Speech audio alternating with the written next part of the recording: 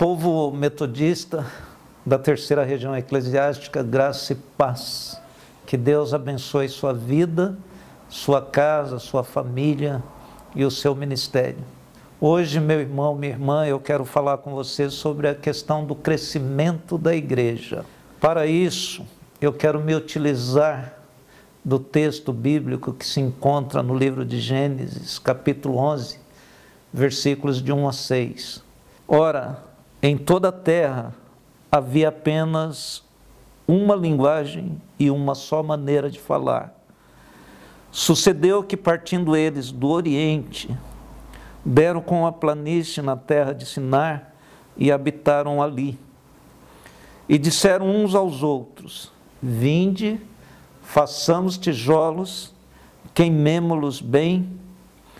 Os tijolos serviram-lhes de pedra e o betume de argamassa. Disseram: edifiquemos para nós uma cidade e uma torre, cujo tope chegue até os céus, e tornemos célebres o nosso nome, para que não sejamos espalhados por toda a terra. Então desceu o Senhor para ver a cidade e a torre que os filhos dos homens edificavam. E o Senhor disse: eis que o povo é um, e todos têm a mesma linguagem. Isto é apenas o começo. Agora não haverá restrição para tudo o que intentam fazer. E eu paro aqui a leitura para comentar com você o seguinte: eu cresci ouvindo que igreja boa era uma igreja pequena, que seria muito mais fácil o pastoreio, que seria melhor a comunhão entre os irmãos, e que esses irmãos e irmãs que compõem a igreja seriam melhores assistidos espiritualmente. Pelos dados que nós temos, essa proposta, essa premissa, ela não se sustenta. Nós temos muitas igrejas pequenas, em nenhuma delas há sinal de que os irmãos são verdadeiramente assistidos com melhor qualidade espiritualmente, e que existe uma comunhão tão plena assim entre os irmãos nessas igrejas. E além disso, as igrejas pequenas, elas não conseguem realizar os investimentos missionários necessários.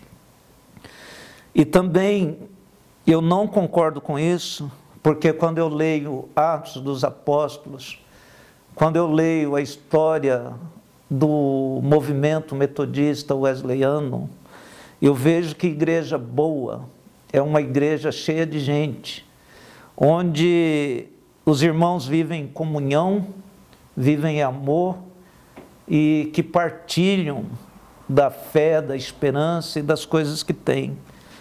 Nessa igreja, segundo o que a palavra nos ensina, Deus acrescenta dia a dia aqueles que serão salvos. Nesse episódio da Torre de Babel que nós acabamos de ler, Deus diz que, no versículo de número 6, que não haveria restrições para os intentos do coração daquele povo, porque eles eram como se fosse um no pensamento, nas intenções, naquilo que desejavam fazer. O erro deles é que eles estavam fazendo coisas fora da vontade, fora do desejo de Deus.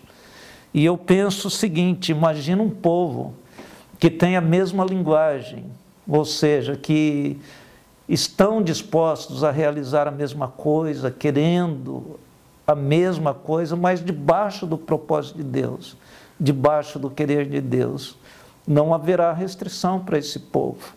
E se nós tivermos no nosso coração o desejo de ver uma igreja grande, forte, alegre, vibrante, cheia do poder de Deus, então, estando de acordo com a vontade do nosso Pai querido, do nosso Deus amado, nós vamos conseguir o intento do nosso coração. Mas precisamos ter a mesma linguagem, Precisamos ter o mesmo amor pelas pessoas que estão perecendo. Precisamos viver para o louvor, honra e glória do Senhor. E assim, unidos nesse propósito, eu tenho certeza que a gente pode crescer, pode fazer melhor investimento missionário e pode salvar muita gente para o Senhor Jesus Cristo. Que nós consigamos ter como intento do nosso coração aquilo que é desejo de Deus, ou seja, ver a humanidade salva, ver a humanidade no céu. Se você está comigo nessa, eu vou ficar muito feliz. Que Deus te abençoe, te guarde e te dê paz.